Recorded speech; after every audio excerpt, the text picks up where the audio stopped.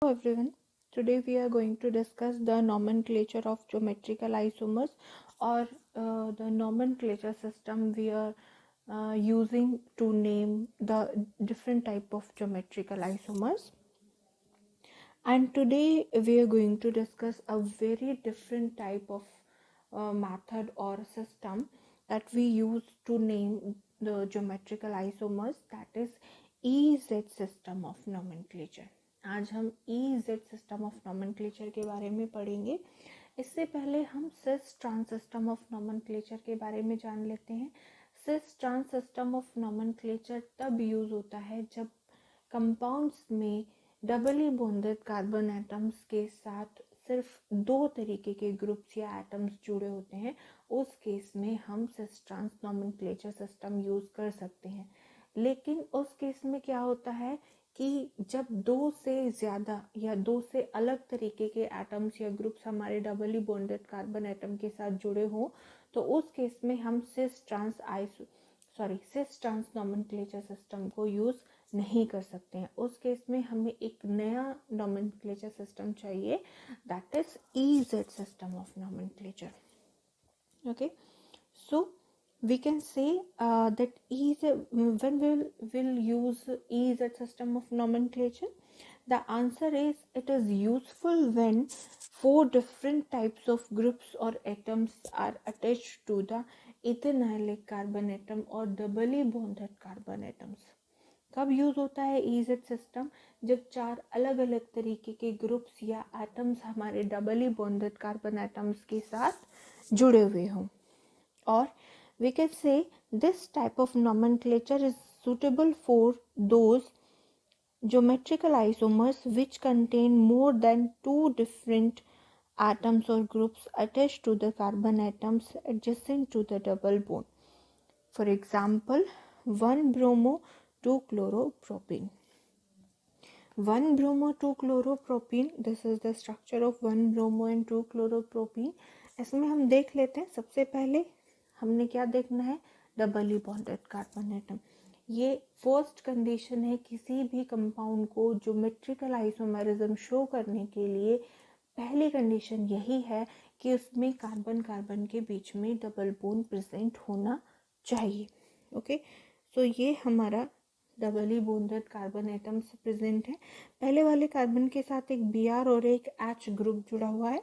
दूसरे वाले कार्बन के साथ एक Cl और एक CH3 ग्रुप जुड़ा हुआ है.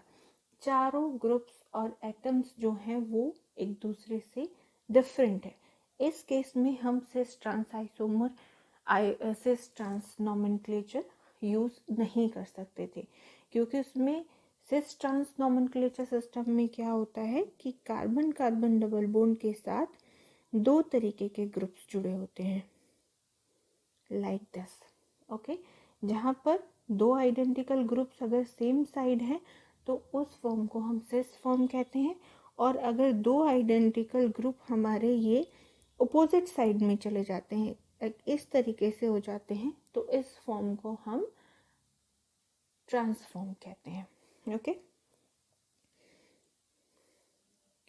तो EZ सिस्टम ऑफ नोमेनक्लेचर हम कब यूज़ करते हैं?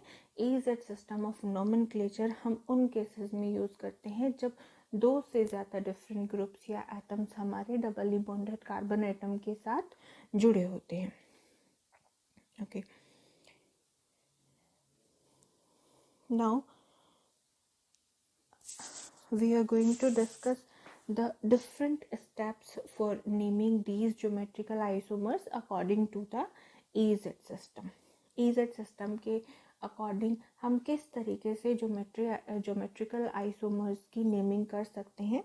तो इसके लिए हमारे 3 मेन स्टेप्स होते हैं. 3 main steps are possible. First one is write the structural formula clearly showing the double bond along with the substituent. Example के लिए ले लेते हैं हम कार्बन, डबल बॉन्ड कार्बन और इसके साथ डिफरेंट तरीके के ग्रुप्स अटैच कर देते हैं. इस तरीके के कंपाउंड्स के लिए ही EZ सिस्टम यूज होता है. तो सबसे पहले हमने क्या करना है, हमने कार्बन कार्बन डबल बॉन्ड बनाना है और उससे जो सब्स्टिट्यूएंट्स जुड़े हुए हैं उनको क्लियरली लिखना है। ठीक है। Rule number second is use sequence rule.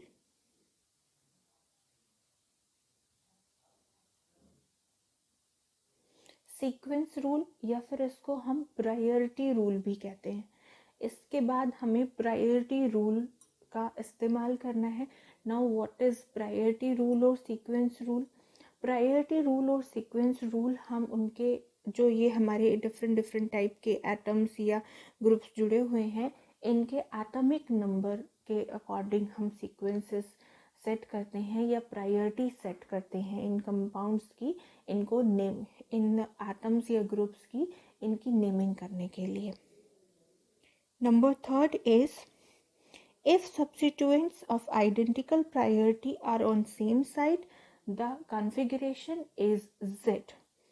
अगर हाई, इसमें दो तरीके की प्रायोरिटी सेट होती है, high priority and low priority. Okay, तो अगर हाई प्रायोरिटी के ग्रुप्स सेम साइड में प्रेजेंट है, सपोज ये डी और ये ई, सीक्वेंस रूल के अकॉर्डिंग हाई प्रायोरिटी वाले ग्रुप्स आते हैं और ये डबली बॉन्डेड कार्बन एटम्स के सेम साइड में है, तो इस तरीके के कॉन्फ़िगरेशन को हम जेड कॉन्फ़िगरेशन बोलेंगे। ओके, जेड एक जर्मन, जो जेड है वो एक जर्मन वर्ड जुसेमन से लिया गया है जिसका मतलब होता है टुगेदर। ओके, और अगर ये हाई प्रायोरिटी और लो प्रायोरिटी वाले ग्रुप सेम साइड में होते हैं, सपोज ये बी इधर है और यहाँ पर ई है, मतलब कि ये एक हाई प्रायोरिटी वाला ग्रुप है और ये एक लो प्रायोरिटी वाला ग्रुप है। दोनों एक ग्रुप की, एक कार्बन एटम के जो सब्स्टिट्यूएंट्स थे इनकी पोजीशन चेंज हो गई, अपोजिट हो गई, तो इस केस में जो कॉन्फ़िगरेशन आएगा वो होगा ई कॉन्फ़िगरेशन या वो फॉर्म होगी ई फॉर्म।